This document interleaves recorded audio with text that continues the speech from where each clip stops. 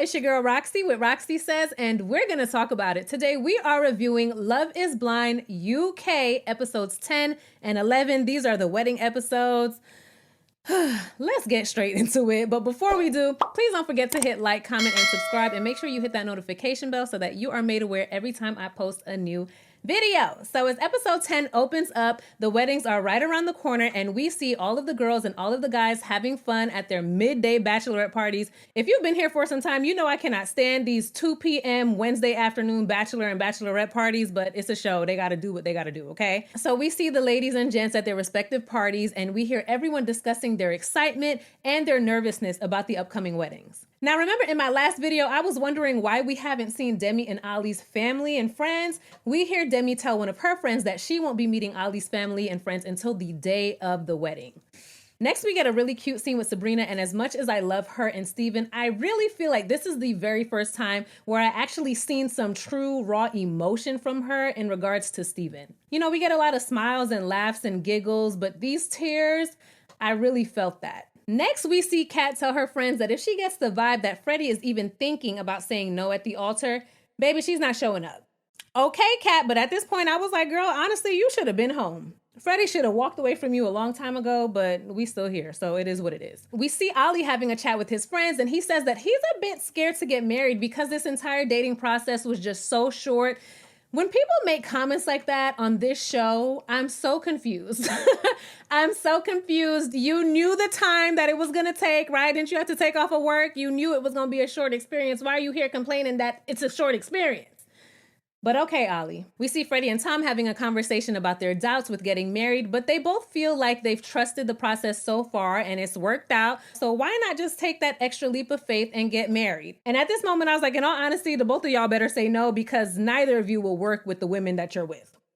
So it's 3 days until the wedding and we see all of the couples packing up to leave the apartment. And for all of them, this will be the most time that they've ever spent apart since the entire experience has started. But this will be a great test for everyone to see how they feel when they're not all hugged and booed up in their partner's face day in and day out. It'll be a good time for them to really sit with themselves, clear their minds, and think about the situation in totality. So child, it's time for the weddings, and in true Love is Blind fashion, they start off with the most unproblematic couple, Steven and Sabrina. And we know how Love is Blind does for the weddings. They give us all the flashbacks when they met in the pods, everything they loved about each other and bonded over. And like I said before, I always loved how sure Steven was about what he wanted. From in his bio, Steven knew what he wanted. He said he's ready for a family. He said he's ready for a wife, and he did not play about Sabrina from the very beginning. He came in with big Cameron energy, okay? And he was the first to propose, just like Cameron was on his season. However, it's the day of the wedding, and they still have not decided where they're going to live, okay? Sabrina says that Steven has expressed that he's now very much open to moving to Belfast, but in Steven's confessional, he says that they'll probably be living in London for a few years. Have y'all talked about this? In all honesty, that's something that I thought would be solidified before the wedding, but they've only known each other for a few weeks, so I'm gonna give them some grace because this is a short space of time to literally pick up your entire life and move to a different country. So I get it. I had to give Steven his little moment because he looked so nice in his tux. So nice, but I didn't expect anything different. And Sabrina looks absolutely beautiful. I loved her hair pulled back like that, the veil, everything. She looks great. So we see both Sabrina and Steven say even though they have a bit of nerves, there's still this calming feeling that they both share. All right, so now it's the moment that we've all been waiting for. And I was like, look at that. So nice of Benaya to attend their wedding. You go, Benaya. Sabrina's brother walks her down the aisle and Steven starts tearing up. So I start tearing up, okay? It was just a beautiful moment. Did you see how Steven was looking at this woman? That man had no doubt in his mind. No doubt in his mind. Both of their vows were absolutely beautiful. And I just knew that both of them would say, I do. Steven, do you take Sabrina to be your wife through all the challenges and opportunities? I do. Sabrina, do you take Steven to be your husband through all the challenges and opportunities that life may throw at you? Do you promise to always prioritize your marriage above all else? I do. See how they did that? They made sure to make Steven go first because ain't no one thought Steven was saying no in the first place. It was Sabrina that had me a little nervous, and then they had that long behind pause. I was like, girl, you better not play with Steven. Don't do it. But it's official. They are married. They have an amazing reception. Everyone is so excited. Congratulations to both Steven and Sabrina. So child, now it's time for Tom and Maria's wedding. And I was like, please, somebody say no. Anybody, I don't care who it is, someone say no. So we know that their main issue is their difference in opinions about male and female roles and finances. In their separate confessionals, we see Maria tear up while she's speaking about what an amazing person Tom is and how thankful she is for this experience to have gotten to even know him and to love him. She says that she's never been in love like this before. Meanwhile, in Tom's confessionals, he seems to be expressing a bit more doubt about their contrary opinions on so many issues. And he says that he just wants to make sure he's making the right decision with the right person. And based on what he was saying, I just knew he was going to say no at the altar. As we know, Tom's mom isn't in attendance, and he actually says that his mom is very hard to please. And I'm like, Tom, is that where you get it from? Is that why you're so judgy, Tom? Because of your mom? It makes sense. So we see Maria's mom go to visit Tom before the wedding. She tells him that he can call her mom.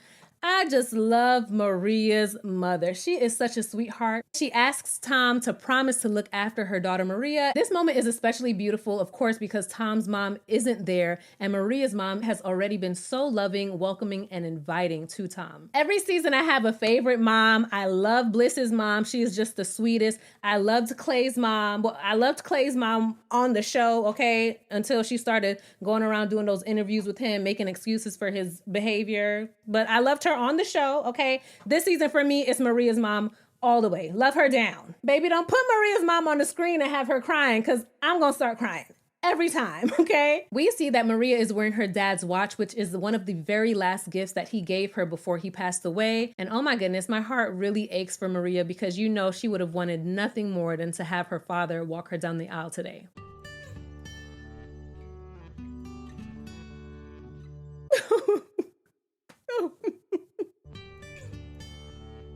So it's vow time. They both say these beautiful, loving vows, and then they ask Tom first.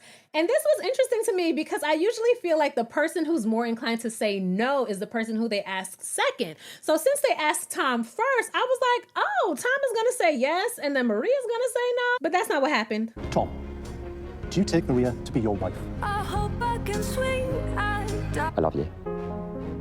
We've had some differences in values. I just feel like right now is not the right time for me. Sometimes the good want you to stay. Damn, Tom, that was a little cold. Did you have to leave her at the altar like that? You couldn't like wait, see if she had a response or anything? Anything? Tom walked out of there like, all right, I paid my dues, cut the check, I'm ready to go. Tom said, cut the check, I'm ready to go. But at the end of the day, what Tom is saying is exactly right. And that's what I've been saying pretty much all season. Their values are completely different. And he says that he doesn't feel like they've had enough time to see if they would really work. And they won't work, in my opinion. They just won't. So it's a good thing that they did not get married. And of course, Maria is sad and embarrassed, as anyone would be, but honestly, this is for the best. Maria, find a man who's going to be the type of husband that you want, who shares the same values as you do, okay? You and Tom probably would have gotten married today and been divorced by the reunion. Real talk. And we get a few more words from Tom. If Maria and I had children, my concern would be that if I had a boy, she would teach him to pay for most things when my lad would be dating for the first time. Likewise, if I had a little girl, then I wouldn't want that little girl to expect that the guy pays for everything. I'd want to raise that girl as a strong, independent woman that contributes herself. She's someone that I'll always love and respect. Far harder saying no to Maria on the altar than I'd ever envisage. I just don't think that we had enough time. Tom said, hold up. I don't want my lad paying for girls' dates. Not my lad. And he said, I don't want my ladisha thinking that other people's lads are going to be paying her way. No, ma'am. I'm just taken aback by things, is all. I've always wanted to get married. It's always been like end goal for me.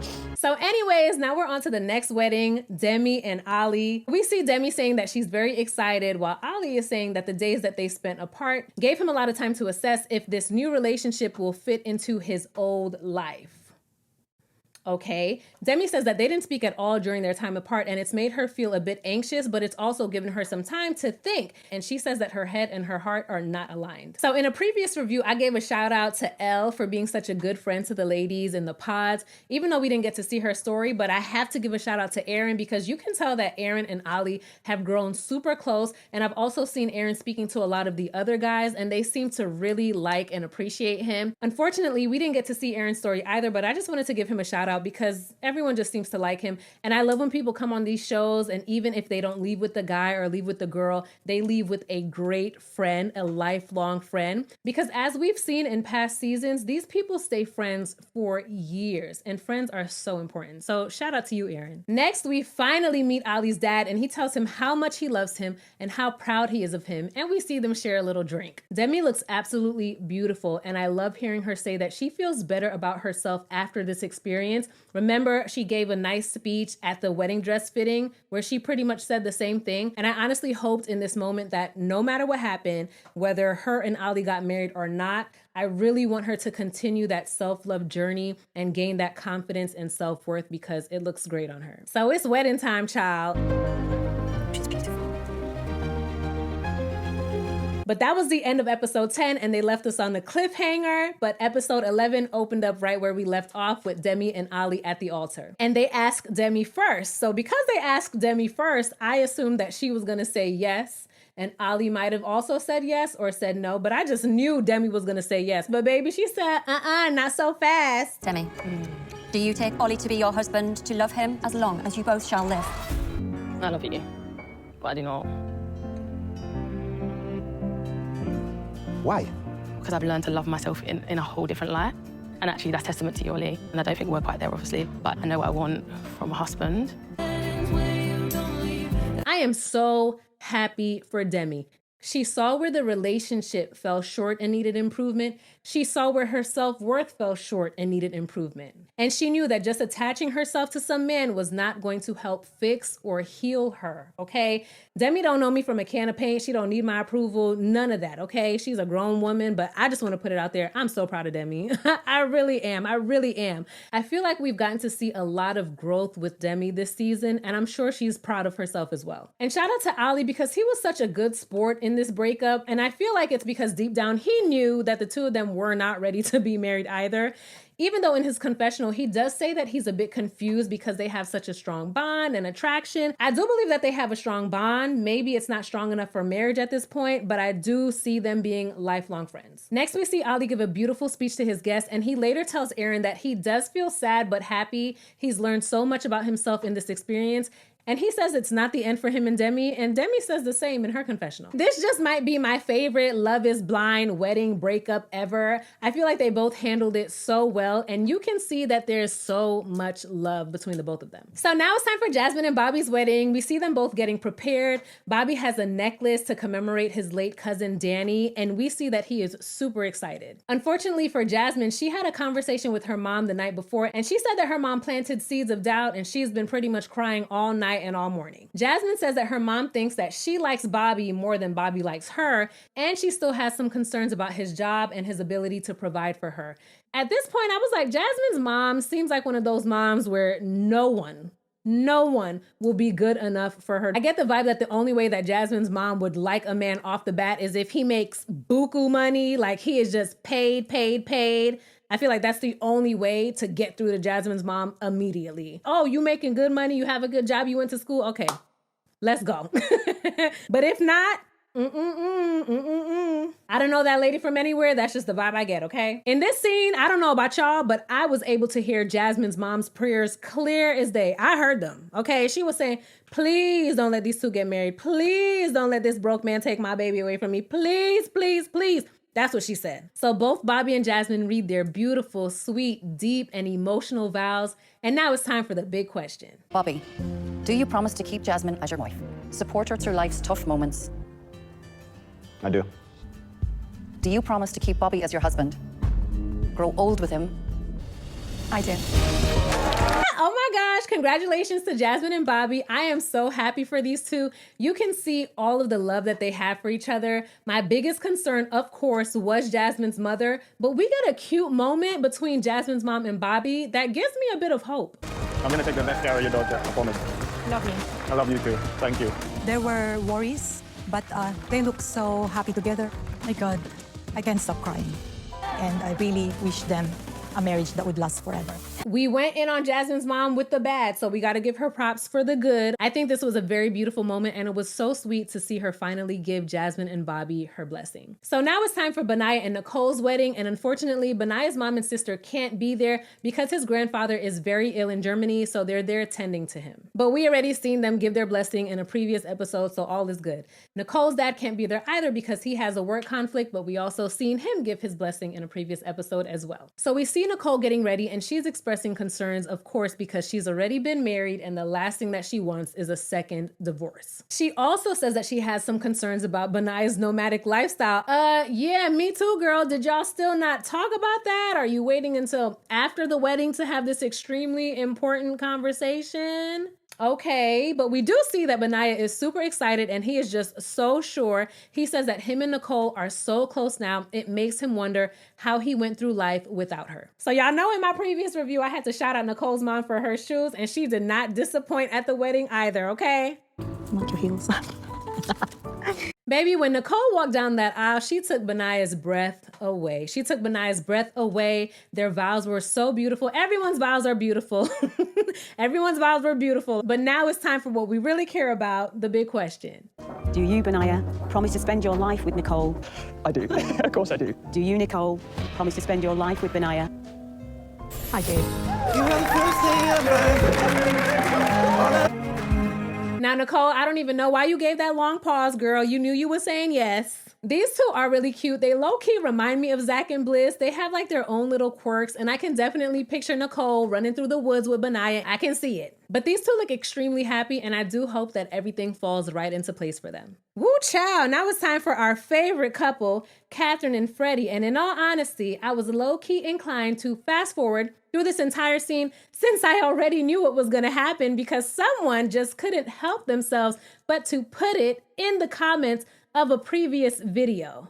So thank you so much for that. It was such a joy to watch. But I watched it for y'all, not for the person who spoiled it, but for y'all. Anyways, so like a true gentleman, Freddie wrote a nice letter and he bought Kat some diamond earrings, honey. Kat says that she's so happy for the reassurance that Freddie is giving her, and she also talks about her fear of rejection because of being adopted, which is totally understandable. We see Kat's friends hyping her up and saying, girl, he bought you some earrings. He definitely saying yes at the altar, okay? Definitely. And that's what I would have thought too watching this scene had I not already knew what was gonna happen.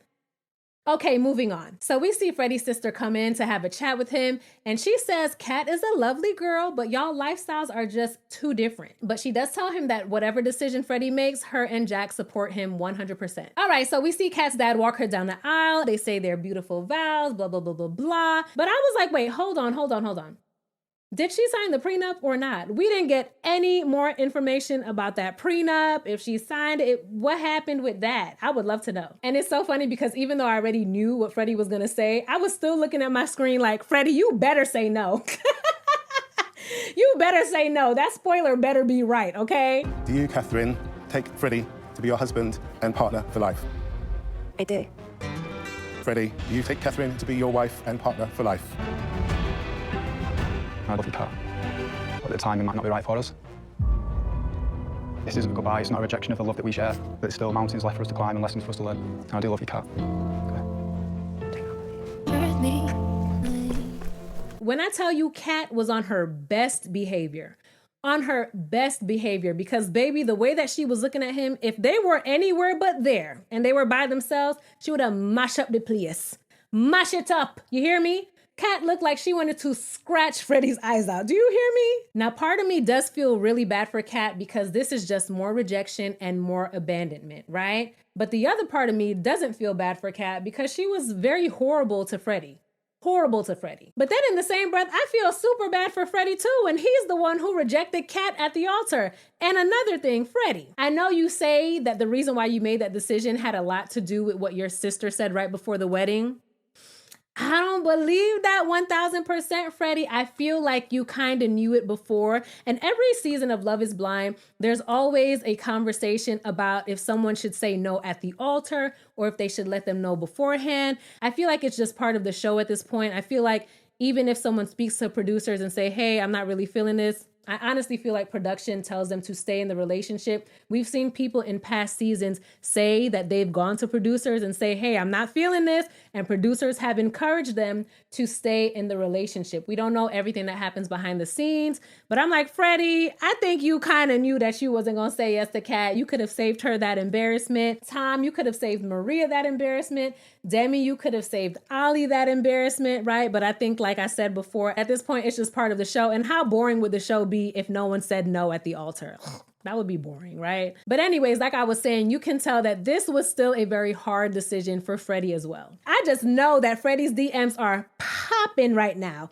Popping, okay? They were probably popping before, I'm sure, but definitely popping now after they saw that he turned down Kat and he's probably a single man. He's a super handsome guy. He got a recession-proof job. He has his own home, okay? He's kind, he's sweet, he's caring, he's empathetic, okay? And he didn't have any problem filling out his Speedos.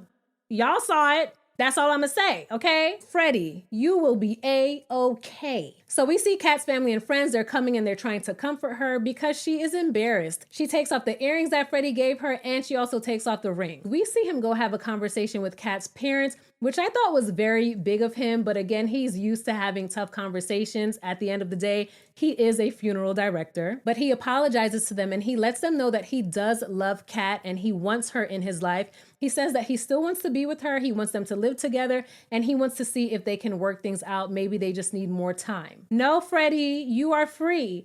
Please spread your wings and fly away like the beautiful, sexy bird that you are, okay? Be free. Next, we see Kat speaking to her friend and she tells her friend that Freddie isn't in love with her. He might love her, but he's not in love with her. And right when they're having that conversation, we see Freddie come in to speak to Kat. I understand it's going to be hard, but I'm here, your family's here. I never want to walk down the aisle again. No, I was ready just to commit to you. Do you trust what we have? I do trust, but it's just going to take a lot for me to bounce back. Yeah, I understand. All right. Love you, Kat. Freddie, if you don't get your ass out of there. Ugh. But on a lighter note, congratulations to all of the couples who got married, Benaya and Nicole, Steven and Sabrina, and Jasmine and Freddie. I am happy with this turnout. I'm not mad at it at all. I'm not mad at the couples who got married, and I am definitely not mad at the couples who did not. Let me know all your thoughts below. The reunion is next week. Do you think that all of the couples who got married are still together? Do you think that any of the couples are divorced or on a break? Do you think that any of the couples who said no at the altar got back together? Let me see. I predict that Steven and Sabrina will still be living apart. I predict that Nicole and Benaya will be frolicking in the woods with Winnie the Pooh. I think so. Nicole strikes me as that type. I can see her in the woods, okay? I don't know why I feel like this, but something tells me that Jasmine's mom and Bobby are gonna be like besties by the time of the reunion. I feel like Jasmine's gonna be like, oh, my mom loves him now. They get along so well. She speaks to him more than she speaks to me. Like, I can see that. Hopefully I'm right, okay? I would hate for it to be the opposite. I hope that Kat and Freddie are not together. I do see Ali and Demi giving it another try after the wedding and then realizing that it didn't work out and they're just better off as friends. I see that, right? And now Ali is dating Charlotte. All right, those are my predictions. Let me know all of yours down below. Don't forget to hit like, comment, and subscribe. Make sure you hit that notification bell so that you're made aware every time I post a new video. And I cannot wait to see y'all at the reunion. Bye. Roxy says we're gonna